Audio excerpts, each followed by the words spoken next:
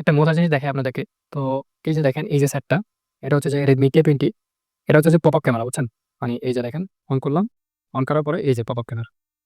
এখন কথা হচ্ছে যে এই সেটটা মানে কাস্টমারও দিয়ে গেছে পাওয়ার বাটন রিপেয়ার করার জন্য। এই দেখেন পাওয়ার বাটনটা দেখাই আমি, এই যে পাওয়ার বাটনটা, এটা রিপেয়ার করার জন্য এটা নষ্ট ছিল। তো যাই হোক, এইটা আমি রিপেয়ার করলাম। রিপেয়ার করার পরে এটা ফিটিং করলাম। ফিটিং করার পরে এবার কাস্টমারকে বললাম যে দেখেন পাওয়ার বাটনটা ঠিক আছে কিনা। তো কাস্টমার কি করলো, পাওয়ার বাটনটা ক্লিক করলো। ক্লিক করার পরে দেখে ঠিক আছে।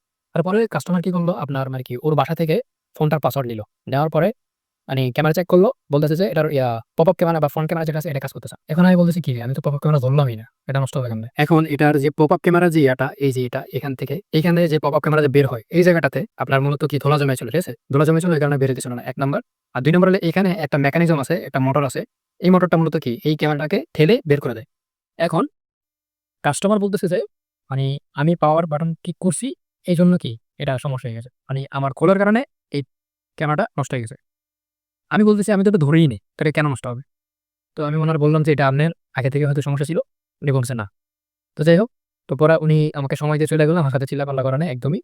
এখন নরমালি কিন্তু এটা হওয়ার কথা না। যদি আপনার এটা আগে থেকে নষ্ট হয় বা আগে থেকে যদি নষ্ট না হয়, আমার কারণে যদি নষ্ট হয়, তাহলে অবশ্যই কাস্টমার আমার সাথে চিল্লানোর কথা যে এটা কি করছেন না করছেন ঠিক করে দেন। বাট উনি আমার চিল্লাই নাই, উল্টা সময় দিচ্ছে। তো আমি কি করলাম, এবার এটা খুললাম। বলে এবার কি করলাম, এটা যে স্প্রিং মেকানিজম বা যেই মোটরটা আছে, ওই মোটরের সাথে একটা স্প্রিং আছে, ওই স্প্রিংটারে আমি একটু লুজ করলাম, টানাটানি করলাম, করার পরে এবার এটা একটু ফ্রি হইলো। দেন এটার যে ক্যামেরাটা, এটা এই যে এই ক্যামেরাটা আর কি, এইটা আমি কি করলাম, খুলে বের করছি। খুলে আমি বের করছি, এই যে দেখেন আমি দেখে এখন যেমন বের হইতেছে, এই যে এখন যেমন বের হইতেছে, ঠিক এরকম ভাবে আমি এখান দিয়ে বের করে ফেলছি। তখন এটারে বের করার পরে এটার নিচে যে ময়লাগুলো ছিল এগুলো আমি ক্লিন করছি। ক্লিন করার পরে তারপর যেটা লাগাইছি, তারপর স্প্রিং মেকানিজমটা একটু তেল টেল দিয়ে লাগাইলাম। তারপরে যে দেখতেছি যে পপ আপ ক্যামেরাটা কাজ করতেছে। এখন আমার কথা হলো যে আমি তো পাওয়ার বাটন ঠিক করছি, আমি তো পপ আপ ক্যামেরা খুলিও নাই। তারপর ওই যে স্প্রিং মেকানিজম যেটা আছে ওটা কিন্তু করে নাই। এখন তো পপ আপ ক্যামেরাটা কি আমার জন্য কাজ করার আছে? তারপর আমি আপনার গ্যালারি চেক দিই। গ্যালারি চেক দেওয়ার পরে আমি দেখি যে ওইখানে সেলফি একদম লাস্ট সেলফি তোলা হয়েছে ডিসেম্বর মাসে। তো এখন হচ্ছে মার্চ মাস, মানে কি 3 মাস শেষ। 3 মাসে একটা সেলফিও নেয়নি, কিন্তু ব্যাক ক্যামেরা দিয়ে পোর্ট্রেট তারপর অন্যান্য ছবি প্রচুর আছে।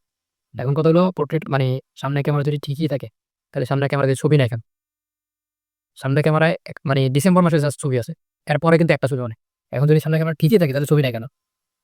তো এই হইলো আর কি কাস্টমারের কথা, মানে শিখা যাবে না। শিখার যাবে না যে কি তার এটা সমস্যা।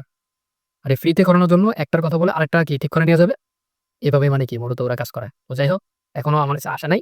কাস্টমার যে আমাকে সময় দিছে আরকি। আমি তো ঠিক করে বলছি। এখন আমার কাছে আসলে তারপরে যে কি বলা যায় সেটা একটু আপনারা কমেন্টে বলেন। যাই হোক, তো কাস্টমার আসছে এবং বিল ছিল ৳৩০০ পাওয়ার বাটনের।